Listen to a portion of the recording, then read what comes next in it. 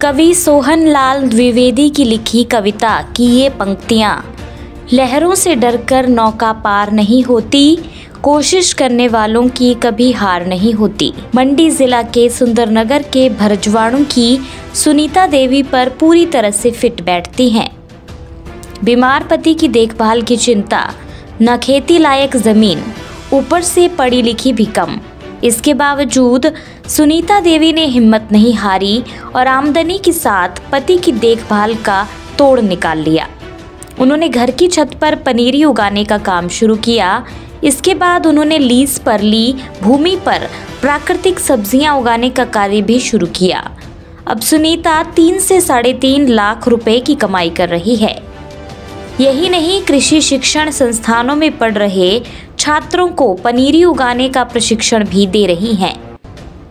सुंदरनगर के भरजवाड़ों की सुनीता देवी केवल 5वीं पास हैं और आज वो छत पर पनीरी उगाने का कार्य करने पर देश भर में नाम कमा रही हैं। उन्हें नाचन जन कल्याण सेवा समिति, कृषि विज्ञान केंद्र सुंदरनगर और कृषि विश्वविद्यालय पालमपुर के कुलपति ने घर आकर सम्मानित किया है।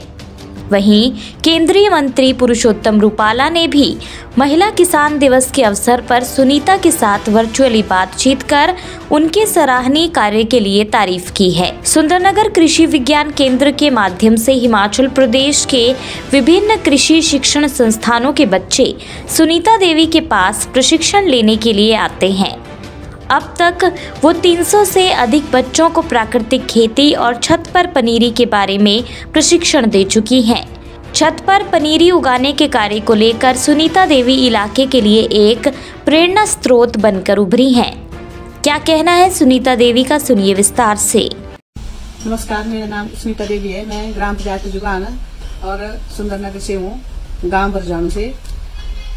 मेरा काम पनीरी का है। मैंने जैसे पहले घर की स्थिति कुछ ठीक नहीं थी तो मैंने अपने लेंटर पर ही पनीरी का काम शुरू किया। जमीन कम होने के कारण फिर मैंने धीरे धीरे अपना काम बढ़ाया और फिर मैंने 3 बीघा जमीन लीज पर ली हुई है। इसमें मैं सब्जियों का काम करती हूँ। अपनी जमीन भी है मेरे पास 1 बीघा, उसमें भी सब्जियों का काम करती हूँ और घर में पनीरी का काम करती हूँ। पहले मैंने काम शुरू अपने घर की छत के ऊपर ही किया। जमीन कम होने के कारण पहले जमीन कम थी, कई पेड़ पौधे थे, फिर धीरे धीरे मैंने अपना काम बढ़ाया और इससे मेरी आमदनी साल की 1 लाख रुपए हो जाती है। जैसे खेत में मैंने सब्जी लगाई हुई है, उसमें 2-2.5 लाख के करीब मेरी आमदनी हो जाती है। पहले तो थोड़ी कम थी, अब थोड़ा बढ़ा के ज्यादा करके ज्यादा हो रही है। मैं सेल्फ हेल्प ग्रुप की प्रधान भी हूँ और एग्रीकल्चर वोमेन की ग्रुप की प्रधान हूँ। सेल्फ हेल्प ग्रुप की सचिव हूँ, महिला मंडल की प्रधान हूँ, डीओ ग्रुप की भी मैं प्रधान हूँ और क्लस्टर ग्रुप के मेंबर हूँ और एपीओ की भी मैं मेंबर हूँ। और मेरे पास पालमपुर से बच्चियाँ भी आती है। जैसे 2020 में मेरी कृषि मंत्री रूपाला जी से कॉन्फ्रेंस हुई और पालमपुर के मेरे हरिंदर कुमार चौधरी मेरे घर में आए इस दिन और उन्होंने बहुत सराहना की, भाई सुनीता जी आप अच्छा काम कर रहे हैं।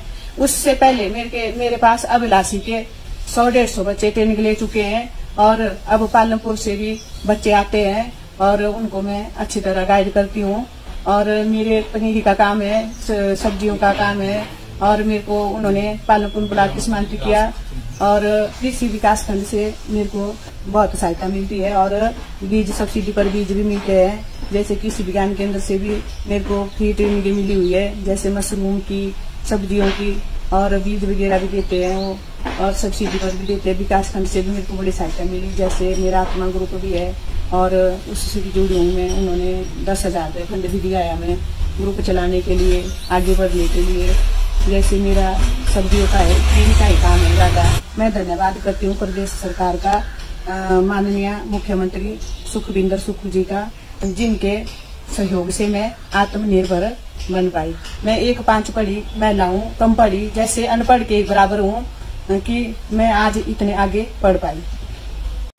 हिमाचल और देश दुनिया से जुड़ी हर बड़ी अपडेट के लिए बने रहिए EWN 24 news, choice of Himachal के साथ।